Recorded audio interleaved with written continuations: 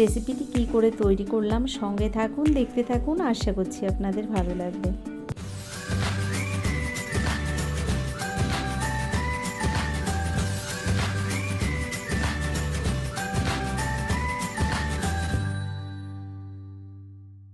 আজকের রেসিপিটি তৈরি করার জন্য এখানে দেখুন আমি প্রথমে 200 গ্রাম চিড়ে নিয়েছি। চিড়েটাকে পরিষ্কার জলে আমি 4-5 বার চটকে ধুয়ে নেব। তো এভাবে জল পাল্টে পাল্টে চিড়েটা ধুয়ে নিয়ে আবার ফিরে আসছি। নমস্কার বন্ধুরা, আশা করছি হয়তো সকলেই ভালো আছেন। টিয়ার রান্নাঘর থেকে আমি তন্দ্রা আজ নিয়ে এলাম চিড়ের পোহার একটা রেসিপি। দেখুন আমি এই পোহাটা কী করে তৈরি করলাম, সঙ্গে থাকুন, দেখতে থাকুন, আশা করছি আপনাদের ভালো লাগবে। দেখুন আমি 5 থেকে 6 বার জল পাল্টে পাল্টে চিড়েটাকে এভাবে পরিষ্কার করে ধুয়ে নিয়েছি। এবার জল থেকে চিড়েটাকে আমি তুলে নিচ্ছি। দেখুন তো এভাবে হাত দিয়ে চেপে চেপে জলটা একদম ঝরিয়ে নেব। তো বন্ধুরা আপনাদের কাছে একটাই অনুরোধ, ভিডিওটি দেখার শুরুতে একটা লাইক দিয়ে ভিডিওটা দেখা শুরু করবেন। আর যারা এখনও আমার এই ছোট্ট চ্যানেলটিকে সাবস্ক্রাইব করেননি, অবশ্যই আমার চ্যানেলটিকে সাবস্ক্রাইব করে আমার পাশে থেকে যাবেন। অবশ্যই আমি আপনাদের পাশে থাকার চেষ্টা করব। এছাড়া যারা আমার ভিডিওটি ফেসবুক থেকে দেখছেন, অবশ্যই আমার পেজটাকে ফলো করবেন। দেখুন এখানে আমি সবজিগুলো কেটে গুছিয়ে নিয়েছি মিডিয়াম সাইজের একটা আলু, একটা গাজর, একটা পেঁয়াজ, আর রয়েছে কয়েকটা কাঁচা লঙ্কা কুচি। তার সঙ্গে রয়েছে 50 গ্রাম পরিমাণে চীনাবাদাম, কয়েকটা কাজু কিশমিশ। আর এবার এদিকে দেখুন রয়েছে যে চিড়েটাকে আমি জল থেকে ভালো করে ধুয়ে তুলে নিয়েছি। কড়াইটা আগে থেকেই গ্যাসের ওপর গরম বসিয়ে দিয়েছি, কড়াইটা গরম হয়ে গেছে। এর মধ্যে দিয়ে দিলাম 3 চামচ পরিমাণে সাদা তেল। তেলটাকে বেশ ভালো গরম করে নেব। তো দেখুন এখানে কড়াইয়ের মধ্যে আমি তেলটাকে ছড়িয়ে দিচ্ছি ভালো করে। তেলটা বেশ ভালো গরমও হয়ে গেছে। এবার আমি এর মধ্যে দিয়ে দিচ্ছি প্রথমেই চীনাবাদামটাকে আমি ভেজে তুলে নেব। তো বন্ধুরা আপনারা অনেকভাবেই চিড়ের পোহা বা চিড়ের পোলাও খেয়েছেন, কিন্তু আমি একদম ভিন্ন স্বাদেরই তৈরি করব। অবশ্যই একবার আপনারা এইভাবে বাড়িতে বানিয়ে দেখবেন, ভীষণ ভালো হয় খেতে। আর সকালে টিফিনে বলুন বা জল খাবারে বলুন, আপনারা কিন্তু যে কোনো সময় ঝটাপট এটা বানিয়ে নিতে পারেন। দেখুন আমি বাদাম, কাজু, কিশমিশ সব কিছুই তেলের মধ্যে ভেজে তুলে নিয়েছি।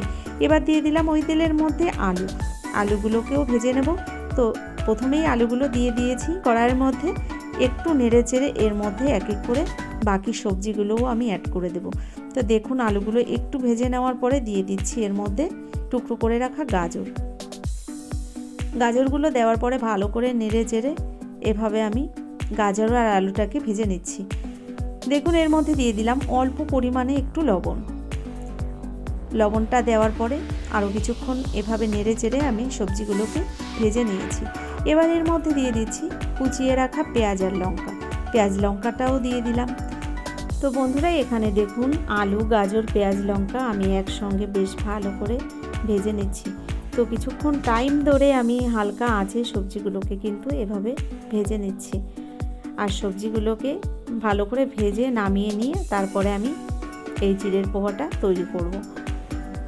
তো দেখুন কিছুক্ষণ এভাবে ভেজে নেওয়ার পরে আস্তে আস্তে কিন্তু সবজিগুলো ভাজা হয়ে গেছে। এবার আমি সবজিগুলোকে নামিয়ে নেব। তো দেখুন সবজিগুলোকে এখানে আমি সব নামিয়ে নিয়েছি। সবজিগুলোকে ভেজে নামিয়ে নেওয়ার পরে ওই কড়াইয়ের মধ্যে দেখুন আমি একটা ডিম ভেঙে দিলাম। আর ডিমটাকে আমি বেশ ভালো করে ভুজিয়ে বানিয়ে নেব। তো দেখুন এর মধ্যে অল্প পরিমাণে একটু লবণও দিয়ে দিলাম। নেড়ে চেড়ে ভালো করে আমি ডিমটাকে এভাবেই ভেজে নেব। তো বন্ধুরা আমি এখানে ডিম দিয়েছি, আপনারা যদি ডিম পছন্দ না করেন সেক্ষেত্রে নিরামিষভাবে বানাতে হলে এখানে পনির বা মাশরুম আপনারা ব্যবহার করতে পারেন। দেখুন আমি ডিমটাকে এভাবে ভুজিয়ে বানিয়ে নামিয়ে নিলাম। এবার ওই কড়াইয়ের মধ্যে আবার দিয়ে দিলাম 2 চামচ পরিমাণে সাদা তেল।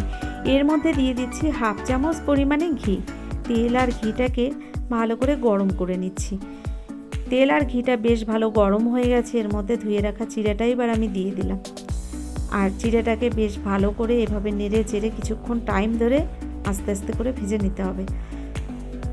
দেখুন কিছুক্ষণ টাইম ধরে আমি কিন্তু এভাবে চিড়েটাকে নেড়ে চেড়ে নিয়েছি। এবার এর মধ্যে আমি এক এক করে বাকি উপকরণগুলো মিশিয়ে নেব। তো প্রথমেই দেখুন এই চিড়ের মধ্যে দিয়ে দিচ্ছি স্বাদ মতো লবণ। সবজির মধ্যে আমি লবণ ব্যবহার করেছিলাম, যে কারণে লবণটা একটু বুঝিয়ে দিতে হবে। দেখুন লবণটা দেওয়ার পরে দিয়ে দিলাম একটু হলুদ গুঁড়ো। লবণ আর হলুদ গুঁড়োটা ভালো করে আমি চিড়ের সঙ্গে কিন্তু মিশিয়ে নিচ্ছি।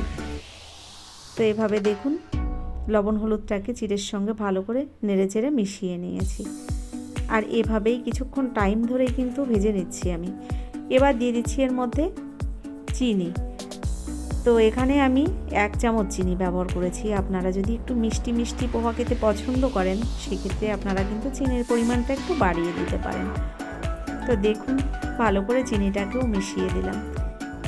আরও কিছুক্ষণ টাইম ধরে এভাবে ভেজে নেওয়ার পরে এবার দিয়ে দিচ্ছি এর মধ্যে ভেজে রাখা যে সবজি আর ডিমটা রেখেছিলাম সেটাই দিয়ে দিলাম এই চিড়ের মধ্যে।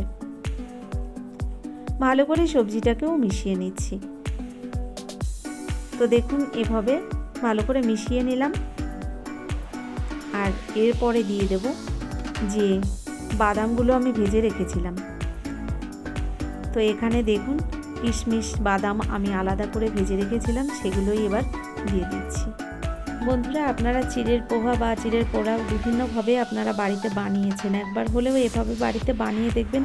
বাচ্চারা তো ভীষণই পছন্দ করবে। এছাড়া কিন্তু এই চিড়ের পোহাটা খেলে বেশ কিছুক্ষণ পেটটাও ভর্তি থাকবে। তো বয়স্কদের টিফিনেও আপনারা কিন্তু এটা বানিয়ে নিতে পারেন, আর খুব সহজে তৈরি করে নেওয়া যায় ঝটাপট।